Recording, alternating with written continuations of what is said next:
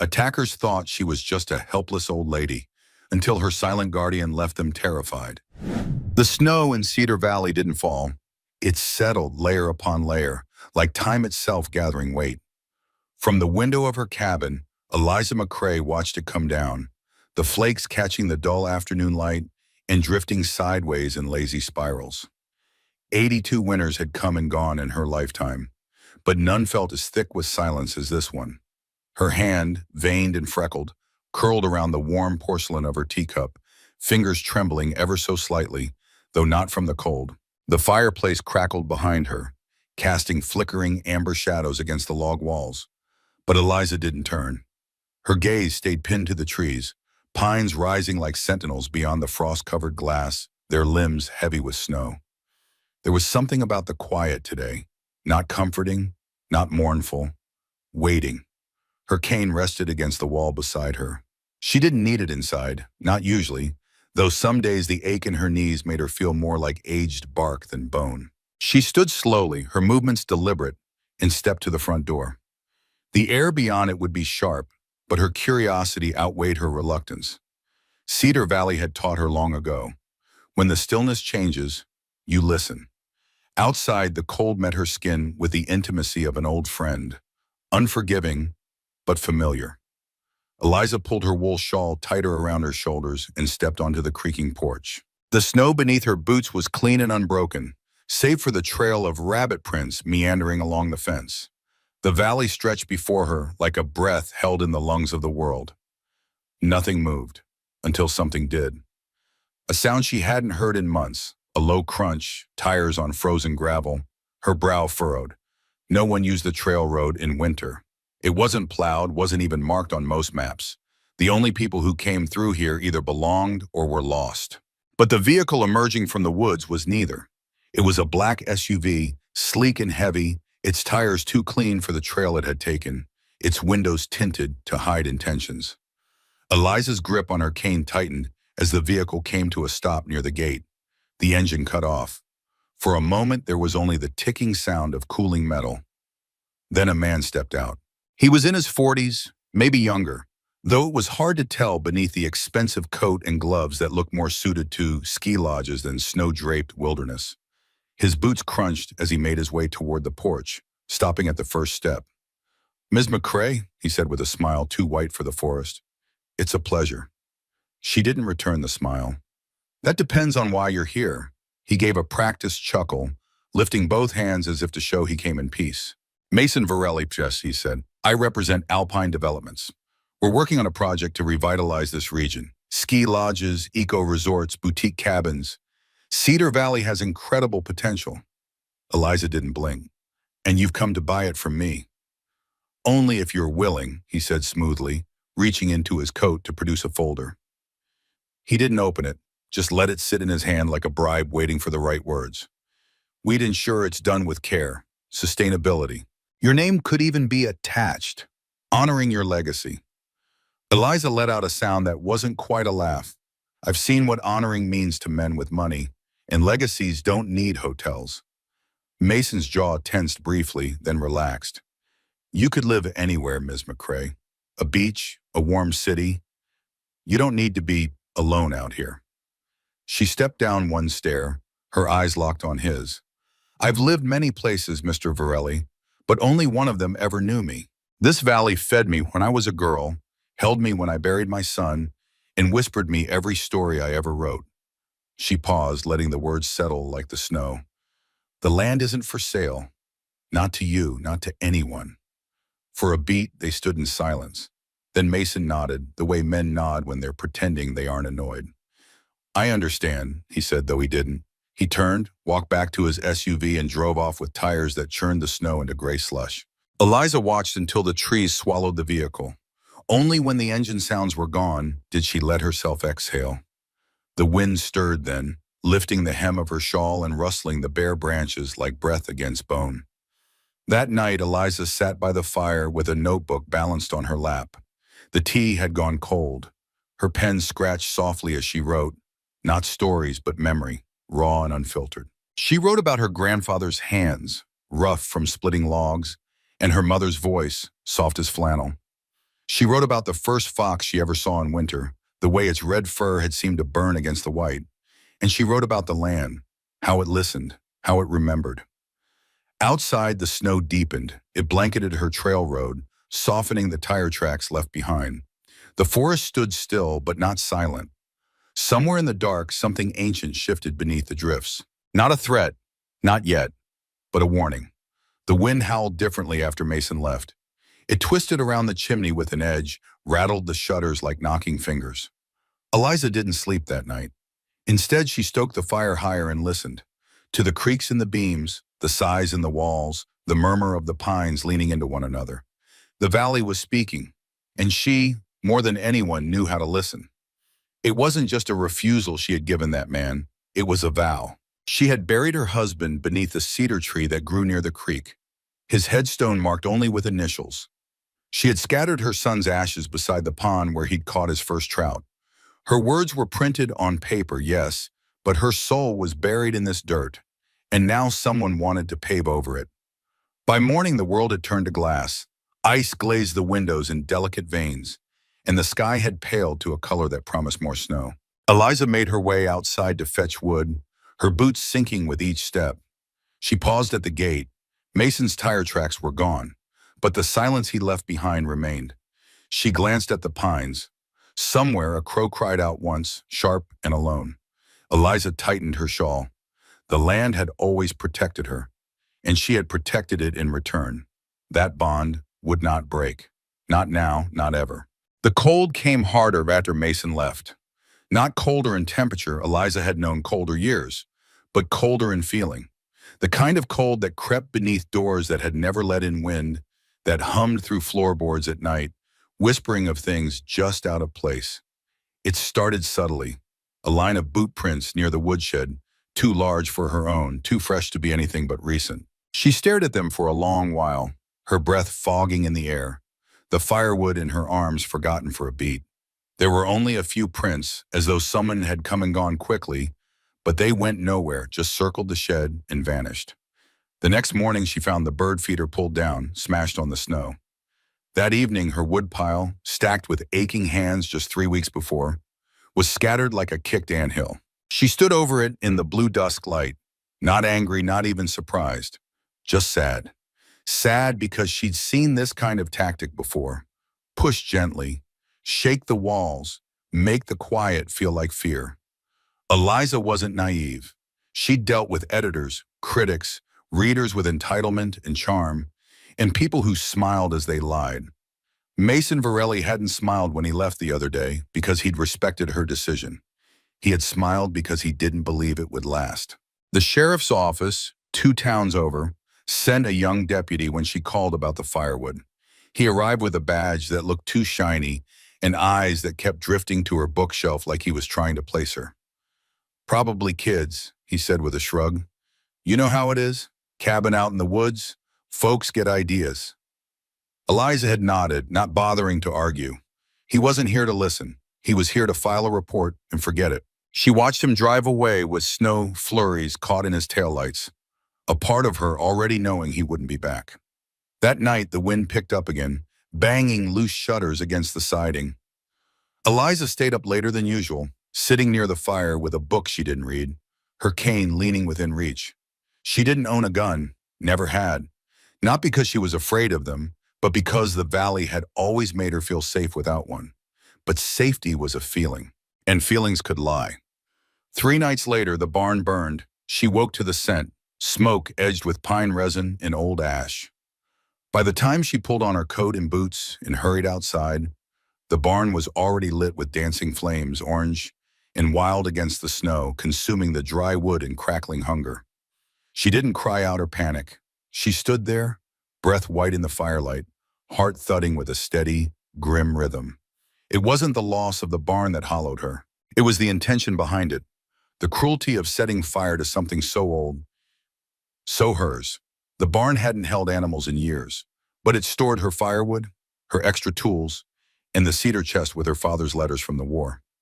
The deputy came again, took pictures, promised to file it properly. When he left, Eliza didn't wave. She walked the perimeter of the blackened ruin, ash crunching beneath her boots, the air still thick with the memory of heat.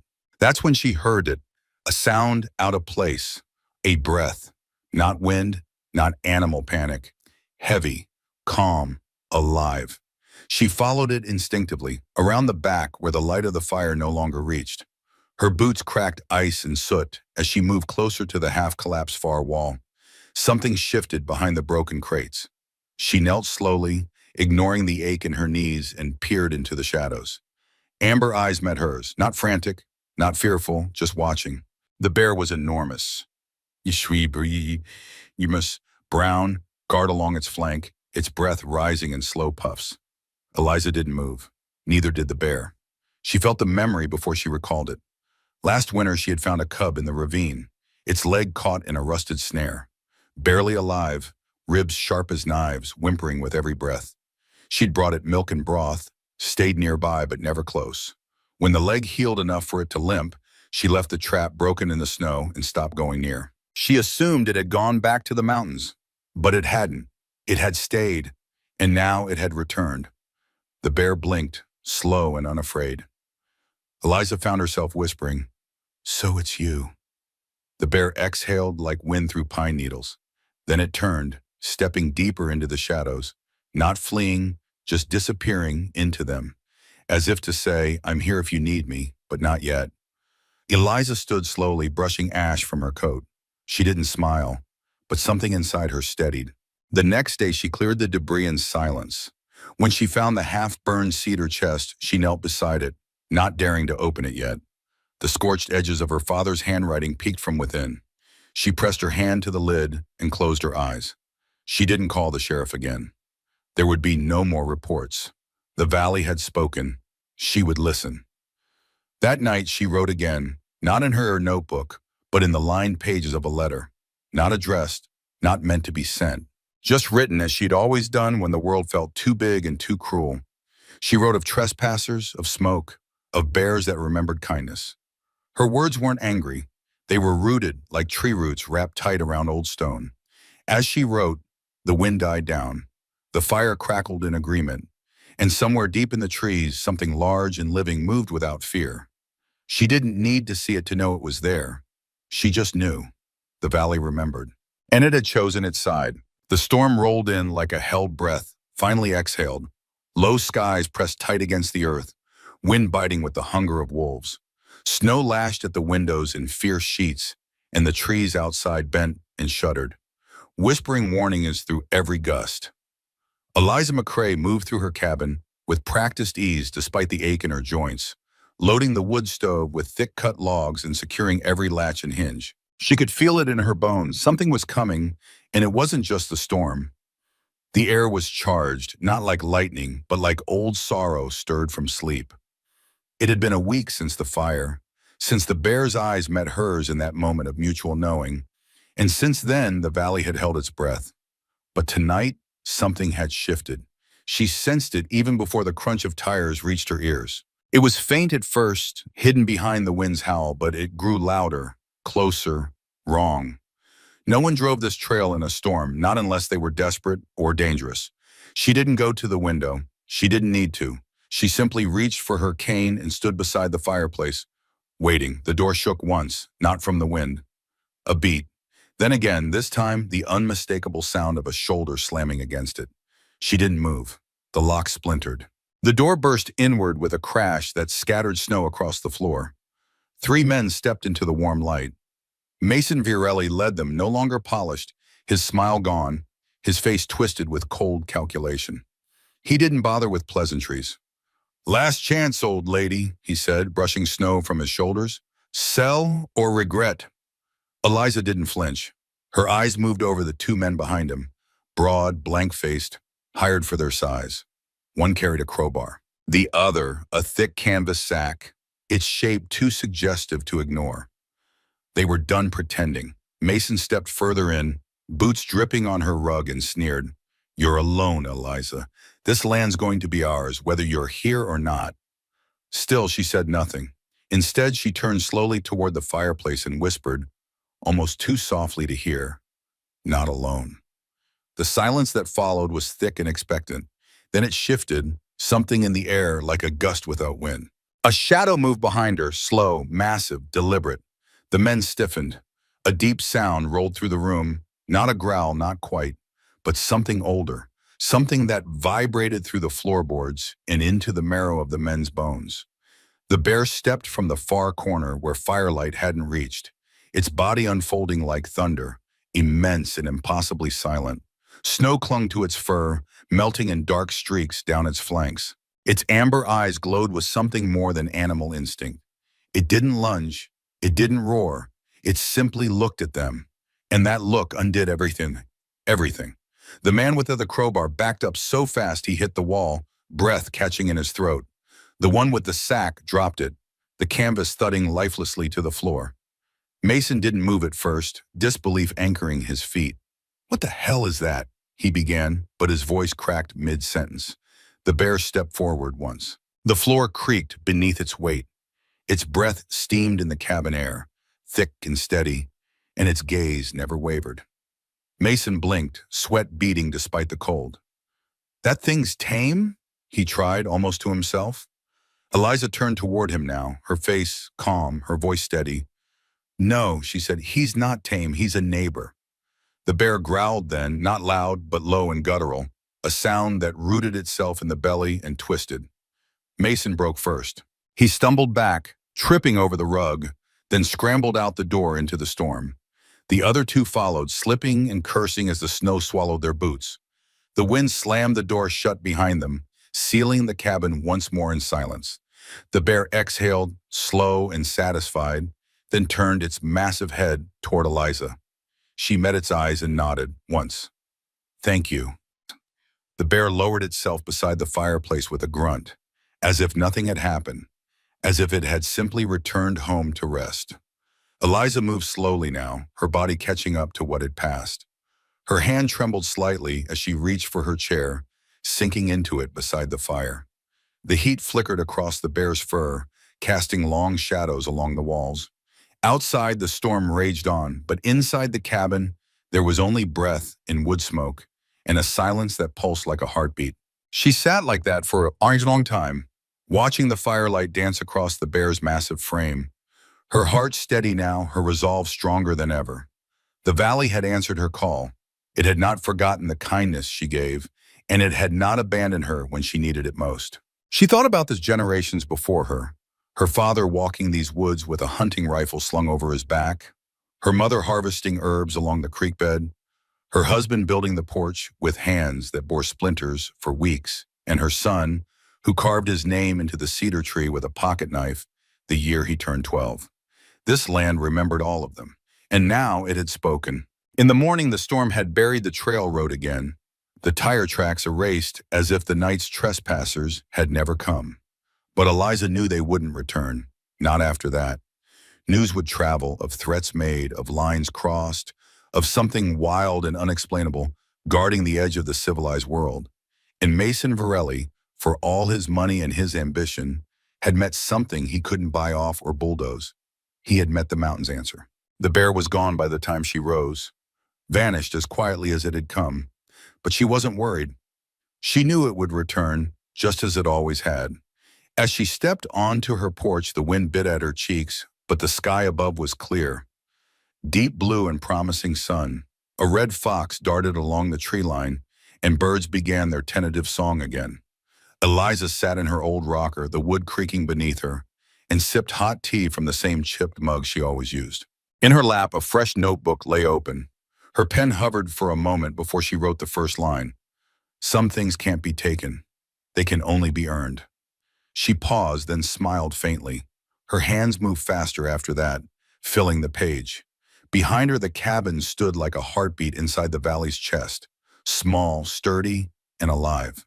The fire burned on, and in the pines just beyond sight, something massive moved through the snow, slow and watchful. It did not come closer. Not yet. But it was there. It always would be. The silence that followed was not empty. It was whole. Cedar Valley exhaled.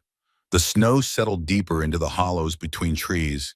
The ice on the creek softened to a quiet trickle beneath its frozen skin, and the cabin stood still. Not in fear, but in certainty. The men did not return. Not the next day, not the one after. Mason Varelli's black SUV was seen in town once more, but only in motion, its tires spitting gravel as it disappeared down the mountain road, never to come back. Eliza heard whispers drifting on cold air through the post office from neighbors who seldom came up her way. She scared them off, they said. With a bear, some added, eyes wide, half laughing, half believing. But Eliza didn't correct them. She let the story rise like steam from the earth, something half myth, half memory, exactly as it should be. A week passed, then two. The forest seemed to breathe easier. The wind lost its edge, and birds returned to the branches with small, bright songs that laced through the trees like thread-mending old wounds.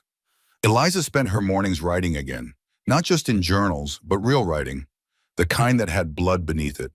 She found her rhythm with the rustle of pine needles outside and the occasional crunch of snow as deer stepped through their old trails. Sometimes, when she opened the door just after dawn, there would be tracks, big ones, fresh, a single trail that circled the cabin and vanished toward the ravine.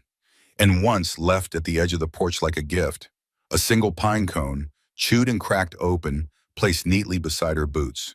She picked it up, turned it in her hands, and smiled. The bear had not gone. It had simply resumed its watch.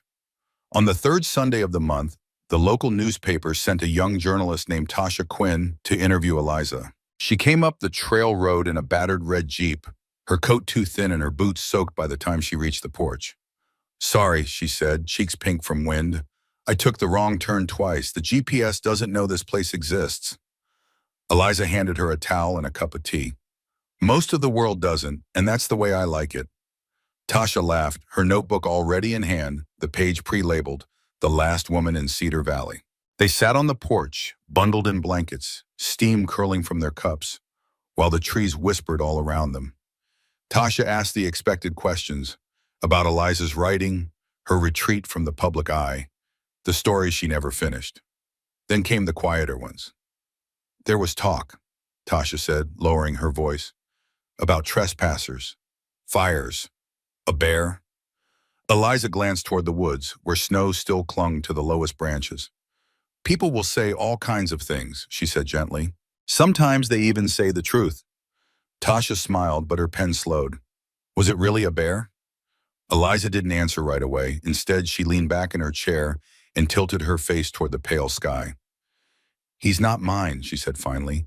"He comes and goes as he pleases, but when the time came, he was here." "Then he protected you?"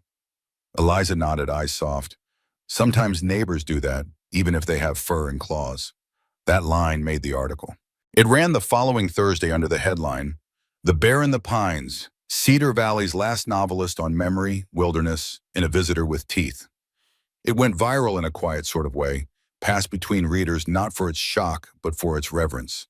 People sent letters again, not about books this time, but about land and legacy and moments when they too had been protected by something unseen. Some offered to donate, others wanted to visit. A few sent poems.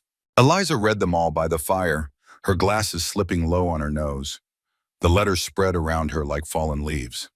One afternoon, a state environmental officer arrived at her gate, accompanied by two conservation biologists and a local council member. They brought paperwork, polite voices, and coffee in biodegradable cups. "We'd like to propose something," the officer said, standing awkwardly on the snowy porch. "We want to designate Cedar Valley as a protected conservation zone. No development, no clearing, just preservation for the ecosystem and for your story." Eliza looked at them, these strangers with good intentions, and felt the old ache of memory press behind her ribs. "It's not my story anymore," she said. "It belongs to the valley." She signed. In the spring, signs went up along the road. Cedar Valley Wildlife and Heritage Preserve. The map changed. The developers withdrew. Officially, they cited cost, logistics, poor terrain. But unofficially, the whispers continued. About the woman who said no. About the bear who stood behind her. Summer came late, as it always did. The snow retreated up the slopes and the air filled with birdsong and the smell of damp pine and thawed earth. Eliza planted wildflowers by the steps, her knees protesting but her spirit light. The cabin breathed easier with the windows open and squirrels returned to the eaves. Children from the nearby town began to hike the edge of the preserve with their parents, pointing at nests and paw prints, their voices high and excited. One afternoon, a boy no older than 8 paused at the gate. Eliza was trimming the herbs near her porch. He looked at her with the full weight of childhood curiosity. "Is it true?" he asked. "About the bear?" She dusted her hands and smiled. "Depends which part you mean." "That he saved you." "Ah," she said, her eyes twinkling. "No, not just me. He saved this." She gestured to the trees, to the sky, to the land beneath their feet. "The whole valley." The boy looked wide-eyed. "Wigwing." Eliza crouched beside him, her voice soft. "Because a long time ago, someone was kind to him. And kindness," she said, placing a hand over his heart, "never forgets." That night, she sat on the porch beneath the first stars, the fire inside flickering, the air full of crickets in pine-scented hush. A shape moved at the edge of the trees, slow, solid, familiar. The bear stepped into the clearing without fear, its coat darker now beneath the summer sky, its eyes reflecting firelight like gold. Eliza didn't move. She didn't need to. The bear stopped a few feet away and lowered itself to the ground with a sigh so human it caught in her chest. They sat like that, two creatures shaped by time and loss and a love for the wild. The bear rested its head on its paws. Eliza leaned back in her chair. For a long while, neither of them spoke, and nothing needed saying. Some stories don't end with battles or victories or even words. Some end with peace. And sometimes the truest form of peace is simply knowing that when you are no longer able to stand guard, something else will. The mountain remembers, the forest keeps watch, and somewhere, always just out of sight, a neighbor with fur and claws is listening. Bear brought bones to dog's grave every month. The truth behind it will break your heart. The first light of dawn barely touched the earth. A cold mist clung low over the pet cemetery, curling like breath from some unseen mouth. Pines stood tall and silent around the clearing, their trunks dark with dew, their needles whispering in the faint breeze. A heavy stillness hung in the air, broken only by the distant caw of a raven and the soft rustle of movement through the undergrowth. From within the fog, a shape emerged, massive, silent, and deliberate. A brown bear, its fur thick and damp, stepped with quiet grace onto the mossy path between the rows of small headstones. The ground barely trembled beneath its weight, as though the forest itself welcomed the creature's presence. In its great jaws, it carried a single white bone, polished, clean, almost delicate despite what it was. The bear moved with purpose, passing markers etched with names. Bella, Max, Rufus, Daisy, each one telling the story of a life once cherished, of paws that had padded through homes and hearts. It stopped before a small gravestone shaded by a young pine tree. There, beneath the sheltering boughs, it gently lowered the bone onto the earth. It placed one massive paw beside the stone and lowered its head in a movement that felt almost reverent. The stone read, "Shadow, my partner, my guardian, my friend." Unseen among the nearby bushes, an old man watched, his breath caught in his chest, hands trembling in his lap. He had knelt there long before dawn, something deep in his bones urging him to wait in silence. His name was Walter, a retired ranger whose skin bore the sun and whose heart bore the weight of years.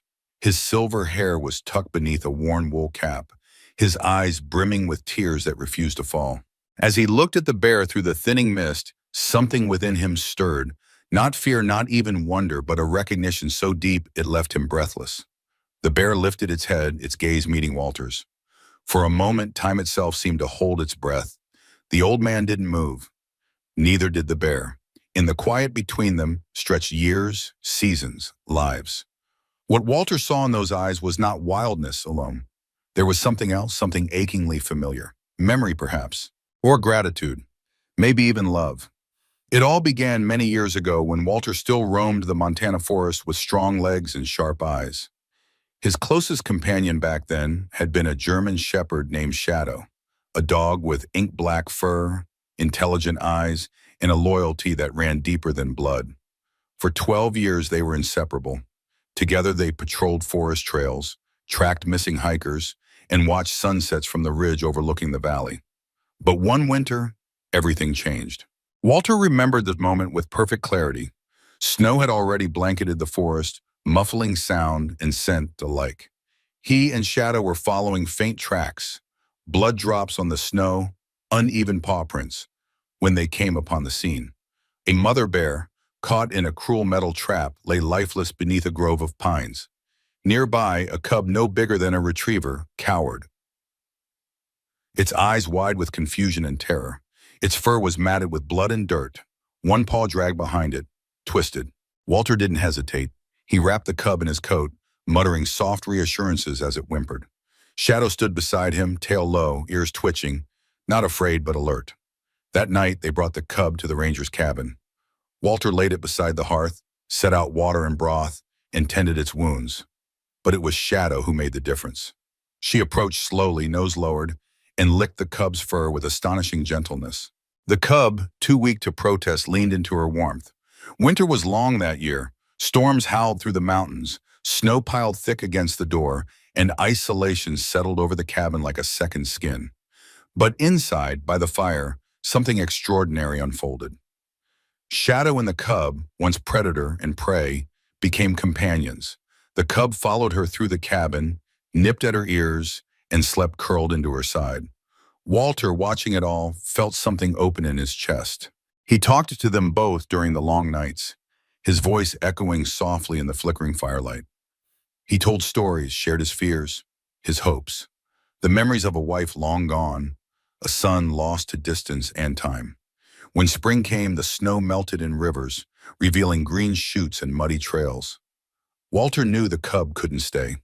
He built a small wooden sled, carried the cub deep into the forest, and let it go near a stretch of wild berries and running water. No words were spoken. None were needed. The cub had grown strong, its eyes bright and wild once more. It looked back only once, then vanished into the trees. Shadow sat beside Walter, watching until the last rustle of leaves had faded. Years passed. Shadow aged, her muzzle graying, her legs stiffening. The hikes grew shorter, the game slower, but her spirit never dimmed. She still barked at the wind and leaned her head against Walter's knee in the evenings. When the day came, when her breathing grew shallow and her eyes clouded, Walter held her in his arms beneath the same pine tree where they had said goodbye to the cub. He buried her there beneath the roots, placing her favorite worn collar beside her. The forest had never felt so quiet. Then one day the bear returned. Walter saw it from his window, larger now, powerful, no longer a cub. It came to the grave, placed something on the earth, a sprig of wild berries, and left. The next month it returned with a fallen feather, then a smooth stone, then a bone. Walter had watched from afar, unsure if his mind was playing tricks, if grief had cracked something inside him. But it kept happening, every month, always to Shadow's grave, never to Walter's door. Now, as the bear turned and disappeared into the mist, leaving the bone behind like a sacred token, Walter stepped shakily from the bushes. He walked to the gravestone and knelt, pressing one weathered hand to the cold stone. "You remember," he whispered, voice breaking. "You never forgot her." Above, the sun finally pierced the mist, casting a shaft of golden light through the trees. It landed softly on the grave, illuminating the white bone like an offering placed in a temple. Walter sat back, wiping his eyes. He didn't know how many visits the bear had left. He didn't know how much time he had left. But in that moment, beneath the whispering pines, he felt something stronger than sorrow. He felt connection. And so the story begins. The wind that year came early, scraping through the trees with the whisper of something old. Snow arrived before the end of October, swallowing trails, burying paths, and sealing off the forest cabin where Walter lived with Shadow. In those days, Walter was still strong. His back didn't ache when he chopped wood. His hands didn't shake when he lit the fire, and his eyes were still sharp enough to read tracks in fresh snow. But even then, he had known that time was shifting beneath his feet. He could feel it in Shadow's slower pace, in the way her breathing deepened during sleep, in how she lingered longer beside him by the fire. They were both aging, the forest reminding them with every leaf turned brittle underfoot. That morning, when they had set out to check the northern boundary, the air was brittle, cold enough to freeze nose hairs and numb fingers through gloves. But Walter had never minded the cold. It was honest, clear. What he hadn't expected was the blood. At first, it was only a few drops, dark against the snow, leading into a small grove where the pines thickened.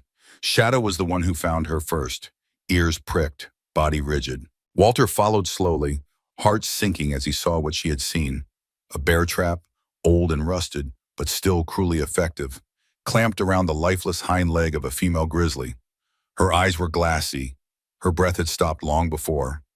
The snow around her was churned with signs of struggle. And then came the sound, high-pitched, ragged, half growl, half whimper. A cub, thin and shivering, cowered beside the corpse. Its eyes were too big for its head, its movements slow and hesitant. One paw dragged behind it, injured. Walter had seen young bears before, but this one looked barely strong enough to stand. It stared at him with raw fear, teeth bared but body ready to collapse. Walter didn't hesitate. He unfastened his coat, moving slowly, murmuring the way he used to when his son was a baby. Shadow stood watch, her body tense but calm. As Walter knelt, the cub tried to retreat, let out a weak snarl, then gave in and sagged into the snow. Its paw was swollen, bloody, probably sprained or broken. Walter lifted the creature gently, wrapping it against his chest. It was like carrying fire, wild and fragile all at once. The walk back to the cabin took twice as long. Snow fell harder. The cub whimpered once, then fell silent. Shadow walked beside Walter, checking the underbrush, her instincts in overdrive. Inside the cabin, warmth greeted them in waves. The wood stove hissed and cracked. Walter laid the cub beside it on an old blanket, fetched water, then returned to the table and began preparing broth. Nothing too rich, just enough to keep the little thing alive. The cub refused at first, baring its teeth, but its strength faltered. Eventually it drank. Later, it slept. But it was Shadow who astonished Walter most. That first night she approached slowly, one step at a time. The cub stirred, then shrank back, ears flat. But Shadow did not growl. She laid down near the cub, nose forward, eyes watchful. She stayed like that for hours. When the cub began to shiver, she inched closer. Walter watched as her muzzle touched its fur, as she began licking its side with slow, measured strokes. The cub let out a soft huff and somehow relaxed. That moment was the start of something neither man nor beast could have explained. Days turned into weeks. Outside, the snow deepened, climbing halfway up the windows. Wind howled like wolves. Inside, life settled into a strange rhythm. Walter fed the cub milk-soaked oats and bits of cooked venison. Shadow watched every bite, tail flicking. Soon the cub followed her around the cabin, dragging its bad paw but learning to move. It sniffed her ears, mimicked her head tilts, even nipped at her tail once, earning a stern growl that quickly melted into a sigh. Walter named the cub Little One only in his head. He never spoke it aloud. Naming, he knew, was a form of claiming, and the forest would claim this one again when the time came. Still, he couldn't help the attachment growing in him. In the long silences of winter, he found himself talking more. He told stories to both of them, about his younger days, about his wife Anne, who used to sing when it snowed, about the son who wrote letters less often each year. He read aloud from old books, whittled small figurines, and let the cub sniff them curiously. Some nights, he simply sat beside the fire while the cub curled against Shadow and dreamed. One night, a blizzard hit hard. The cabin groaned under the weight of wind and snow. The power died early, leaving only candlelight and the red pulse of the stove's fire. Walter awoke to find the cub trembling in its sleep. Shadow was already pressed against it, her head draped over its back. Walter knelt beside them and placed his hand on the cub's side. It calmed instantly. That was the first time he cried in years. Quietly, without sound. Just the weight of it rolling down his cheeks. By February, the cub had grown stronger. Its paw healed awkwardly, giving it a slight limp, but it moved with new confidence. It began play fighting with Shadow, nudging her, pouncing in clumsy bursts of energy. She tolerated it with surprising patience, occasionally letting out a bark or a low grumble that never meant what it sounded like. Walter laughed more those days.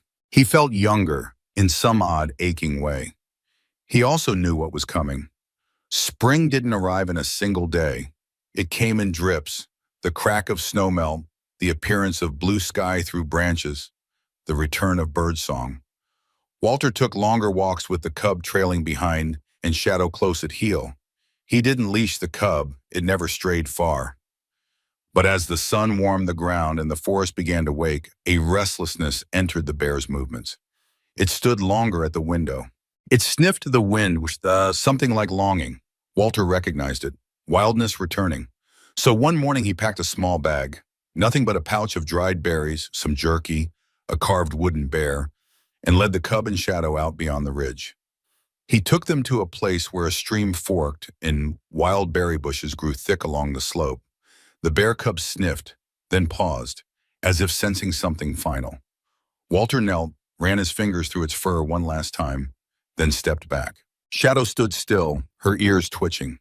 The cub looked at them both, no sound, no cry, no whine, then turned and walked into the trees. Walter didn't move until it vanished. Shadow gave a soft bark, just once, and sat beside Walter as he stared at the trees. That night she howled, a low, mourning sound that shook something deep in his chest. He never forgot the feel of that sound. It was a goodbye, and more than a goodbye. It was the closing of a chapter, the sealing of a bond that words couldn't hold. The forest resumed its rhythm. Seasons passed, life moved on, but something had shifted in all three of them. That winter had left a mark, on the cabin walls, on Walter's memory, on Shadow's aging frame, and unknown to him then, on the heart of a bear who would one day return, not to the man, but to the one who had given it warmth, safety, and love, when the cold world had taken everything else away. The wind carried the scent of pine and thawing soil as the forest stirred from its long slumber.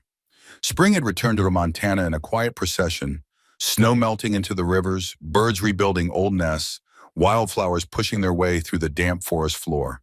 Walter sat on the porch of his cabin, his hand wrapped around a chipped mug of coffee gone cold, his gaze lost somewhere between memory and the tree line. It had been nearly a year since Shadow passed. He still spoke to her sometimes out loud, as if her spirit lingered just beyond the threshold, curled beside the fire or trotting along behind him on the trail. Her absence was a hollow space in the rhythm of his days. He hadn't expected to see the bear again. Not really. That first return visit, months ago now, had felt like a dream. The enormous creature stepping from the forest, sniffing the wind, and padding with impossible grace to the grave beneath the pine. Walter had watched from a distance, breath caught in his throat, as the bear placed something small and strange on the earth. Berries, vibrant red against the brown dirt, and lingered only a moment before vanishing between the trees. He had told no one, not then, not because he was afraid of being disbelieved, but because some things felt too sacred for explanation.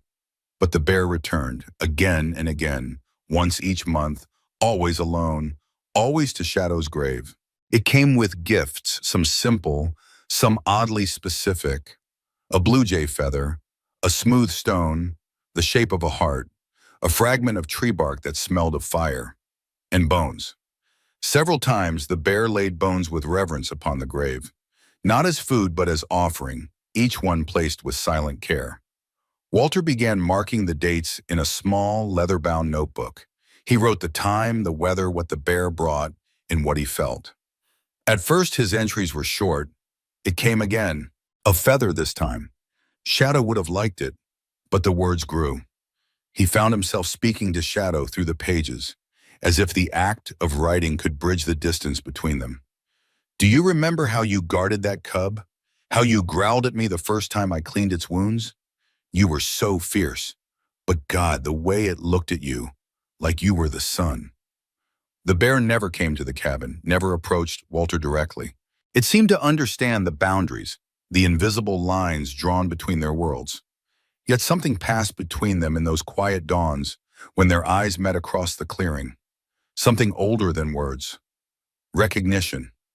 Not in the human sense, not in names or memories cataloged like photographs, but in the way the bear lingered, the way its breath slowed in Shadow's presence, or what remained of her. It remembered. Somehow it remembered. Word spread slowly at first.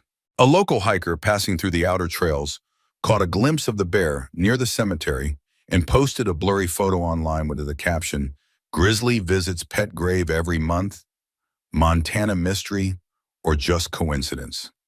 At first, no one paid it much mind, but then another visitor saw the bear carrying something, a stick, carefully held in its jaws, walking not through the brush, but along the trail as if following a path it knew by heart. The story caught fire after that. A few journalists reached out. A wildlife blogger made a video. Walter ignored them all. He had no interest in turning this into a spectacle. The bear's visits were not a show. They were something private, sacred. That didn't stop people from coming. Cars sometimes parked at the trailhead now. Hikers asked questions, left offerings themselves. Stones painted with paw prints, scraps of poetry, dog toys. Walter would walk down and clear most of it away at dusk. The bear didn't need fanfare. It needed silence. One morning, Walter stood beside the grave as the mist curled low over the earth. He had not hidden this time. His knees ached from age and his breath came slower now. But he wanted to be there, to truly be there. The bear emerged from the trees as it always did, quiet, deliberate. It paused when it saw him, ears twitching, body still. Walter raised one hand, not in warning, not in greeting, just in acknowledgement. The bear came forward. It carried a bone again, bleached white, no flesh or scent. Walter watched as it laid the bone gently on the grave. Then something different happened. The bear did not turn away immediately. It sat. Its massive frame settled into the earth with the patience of something ancient. Walter stepped closer, only a few feet now between them. His breath caught. The bear looked at him. Not past him, not around him, but at him. In its dark eyes, Walter saw not the wild, not hunger, not threat. He saw a flicker of something he could never explain to another soul. The same look he had once seen in a cub who had limped into his life beneath falling snow. The same quiet understanding he had seen in Shadow when she rested her head on the cub's back that first night by the fire. He swallowed hard. "You never forgot her," he whispered. "All these years." His voice trembled, old and raw with memory. "You kept her in you." The bear blinked slowly, then did something Walter would remember for the rest of his life. It lowered its massive head, touching its brow to the earth beside the stone. Not submission, not sorrow. Something older, an honoring, a farewell. And then it rose and vanished into the trees once more. Walter stayed there long after it was gone. He sank to the ground beside Shadow's grave, running his hand over the bone. It was smooth, almost warm from the bear's breath. "He remembers you," Walter said aloud. "Not me, you." And yet, part of him knew that wasn't entirely true. The bond between Shadow and the cub had been undeniable. But the winter they shared, the three of them, had written something into the marrow of that bear's life. Walter had seen to its wounds, had shared his fire, his silence, his loneliness. The bear had not forgotten that either. He felt it. That evening, as the sun dipped below the mountains and cast the sky in hues of copper and ash, Walter wrote in his notebook again. He wrote of how the bear had looked at him, how it had waited, how it had bowed. His hands shook, but he wrote carefully, slowly. "There is a language without words," he wrote, "a memory older than any map or name. It lives in bone and blood and breath. It lives in the curve of a bear's spine as it bows before the grave of a friend."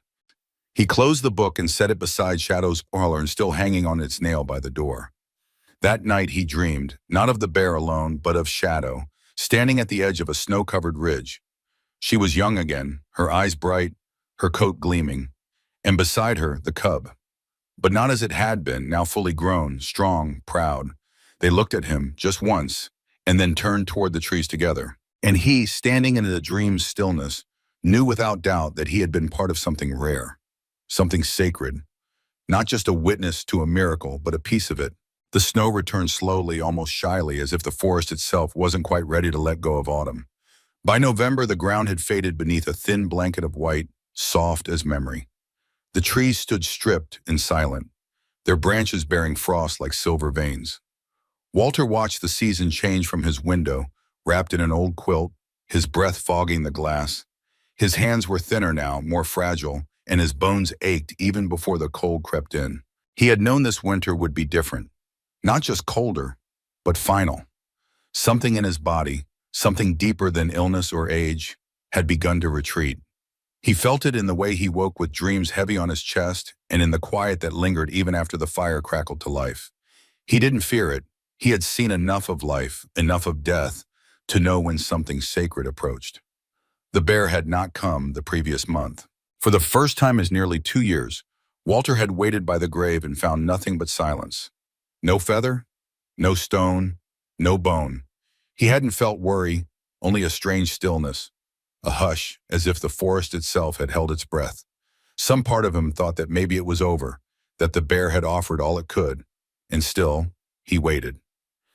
Each morning he walked out to the grave, his steps slower now, his breath shorter, his hand always brushing the stone where shadow lay. Sometimes he would talk to her, not with the light-heartedness of months past, but in quiet murmurs, confessions, truths he hadn't spoken aloud in years. "You saved me too, you know," he said one morning, kneeling stiffly by the pine tree. "It wasn't just the bear you healed.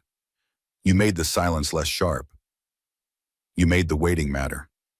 That night, he lit a candle and opened his notebook. His entries were fewer now, but still careful. The words came slowly, like snow falling between branches. He wrote, "If the bear never returns, it will be enough. What it gave me, what it gave her, was more than I ever thought nature could allow. A kind of grace, a memory that breathes." Then, on the first morning of December, he woke before the sun. Something in the air had changed. The wind had died completely, and the forest outside was still, unnaturally so. He dressed slowly, layer by layer, fingers fumbling with buttons. The frost on the window glowed faintly blue in the pre-dawn hush. He made his way down the porch steps with his cane, boots crunching softly over fresh snow. The path to the cemetery was narrow, almost lost beneath the drifts, but his feet knew the way. When he stepped through the final curtain of pine boughs, he stopped. The bear was there, larger than ever, its fur dark and dusted with snow, steam rising gently from its body. It stood not at the grave this time, but beside it, facing Walter directly. Between its paws rested something unusual. Not a bone, not berries, not bark or feather. It was a pine cone, perfect, symmetrical, freshly fallen, small in its vast paws and yet carried with care. Walter's breath caught. He stepped forward slowly, heart thrumming. The bear did not move. It watched him, head tilted slightly, eyes as unreadable as always, and yet filled with something unmistakably alive. Walter stopped just a few feet away. His knees trembled, but he did not fall. "You came back," he whispered. "One last time." The bear lowered its head, not a bow, not exactly. Something deeper, as if acknowledging not just Walter, but the moment, the closing of a circle that had begun long ago in the snow and firelight. Walter knelt slowly with great effort and reached toward the pine cone. It was still warm, as if it had been held beneath the bear's chest for the journey. He cradled it in his hands like a treasure. Then he looked up, and the bear was already turning, moving back toward the trees with heavy grace. It did not look back. It did not need to. Walter stayed on his knees long after it disappeared. Snow fell in soft flurries, catching in his white hair on his shoulders. The world was silent again, but now it felt full, not empty. That evening, Walter wrote his last letter. He folded it carefully, placed it in a weatherproof tin box, and buried it beside Shadow's grave. The pine cone he placed gently atop the soil, nestled between the stone and the last smooth bone the bear had left. In his letter, he did not write about miracles or about animals with human hearts. He wrote about memory, about how some spirits are too vast to fit inside words. He wrote, "We think we own love, we humans. We think it's ours because we have language for it, but there are creatures who feel it without speaking, who carry it in silence, in instinct, in every step they take back toward what once saved them." The next morning, the sun rose behind a veil of silver cloud. A neighbor came to check on Walter, as he often did during heavy snow. He found the old man seated beside the grave, bundled in his coat, his hands folded over his knees, a small smile frozen on his lips.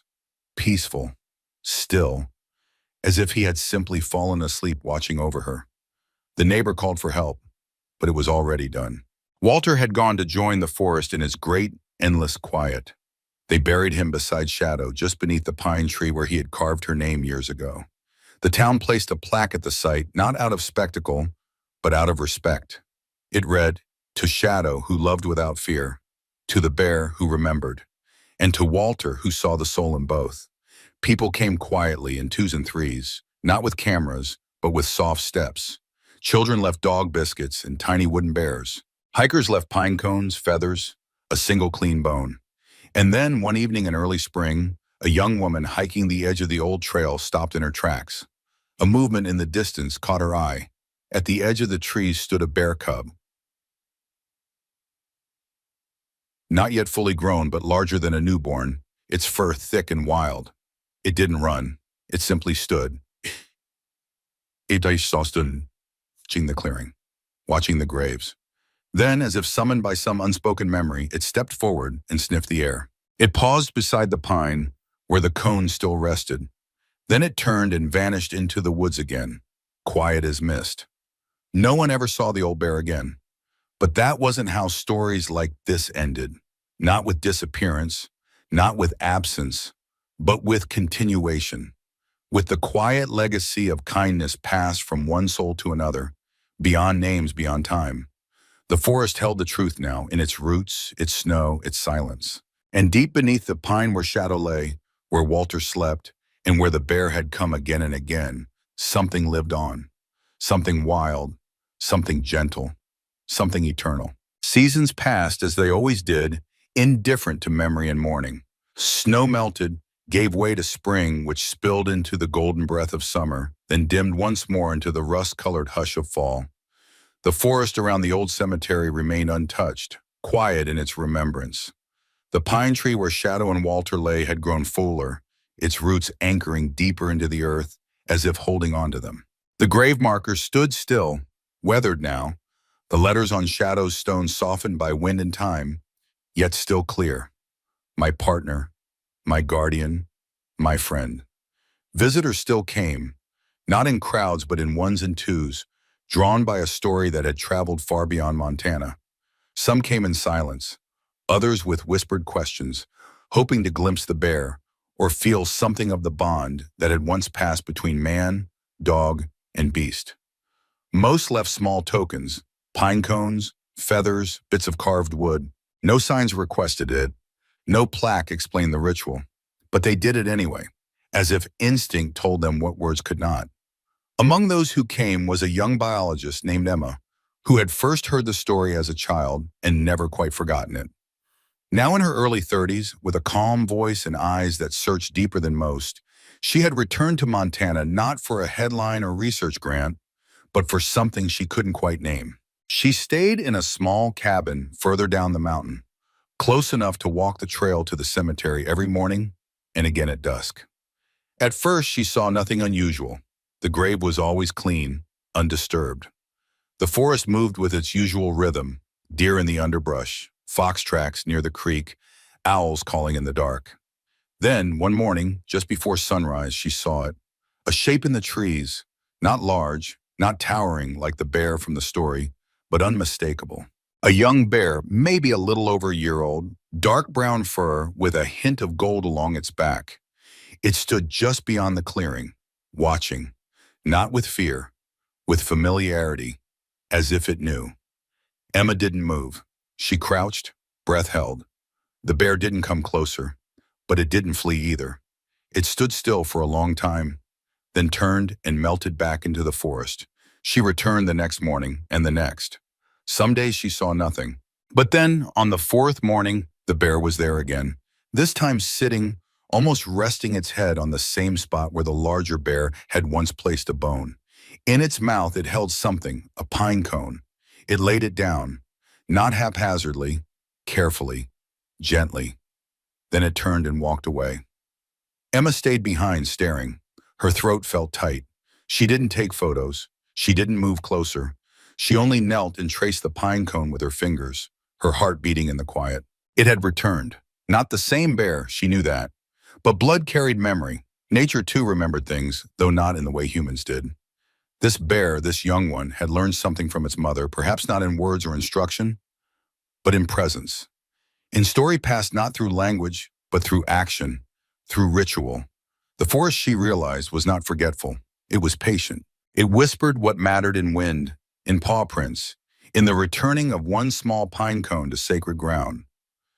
Over the following weeks, Emma began documenting, not with cameras, but with her own journal, pages filled with sketches and notes, poems and thoughts. She didn't share it online. She kept it private, just as Walter once had. This wasn't a study, it was a conversation, and one she felt honored to be part of. One late afternoon, as clouds gathered above the treetops and thunder murmured distantly, Emma returned to the grave and found something unexpected. Not just the pine cone still resting undisturbed, but beside it, a bone, clean, pale, placed with care. Her breath caught. She looked around. No movement, no sound. But it had come again. Not the young bear then. Or not just the young bear. Perhaps the mother was still out there, older now, wiser, teaching her cub in silence, showing it where to go, what to honor. Emma sat down beside the grave and opened her notebook. Her hand trembled as she wrote, "The story continues, not in retelling, but in remembering. And not just for us." Winter returned again, cloaking the pines in white, smoothing the graves with blankets of snow. Fewer visitors came now, only the ones who truly understood what the place meant, what the silence offered. Emma stayed through the season, tending a small fire in her cabin, walking the trail each day. She learned the language of stillness, of frost and breath, of waiting. One morning she found fresh tracks leading to the grave. Not just one set, two, big and small, a mother and cub, together. She followed them with reverent care, tracing their curves in the snow, feeling the presence in every step. That night she dreamt of the trio, Walter's shadow and the bear, seated once more around the cabin fire, the snowstorm howling outside, warmth binding them together in ways the world would never fully understand. In spring, the town officially renamed the trail leading to the cemetery. Not after Walter, not even after Shadow, but simply the path of remembrance. A sign was erected, not large, not gaudy, just a small wooden plaque with a carving of a duno, a man and a bear beneath a pine. Below it, one line, "Some bonds are deeper than language." Years passed, and the story remained. Not loud, not in headlines, but in the quiet places of people's hearts.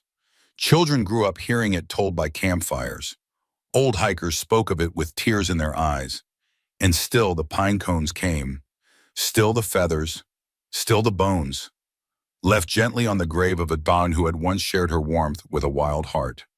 Left by paws that had never known her, but remembered her all the same. And every now and then, when the wind moved just right and the trees leaned in a little closer, someone passing by might swear they'd heard a bark in the distance. Low, joyful, answered by the soft huff and the sound of large paws padding quietly into the woods beyond. Not an ending, just a beginning that never stopped.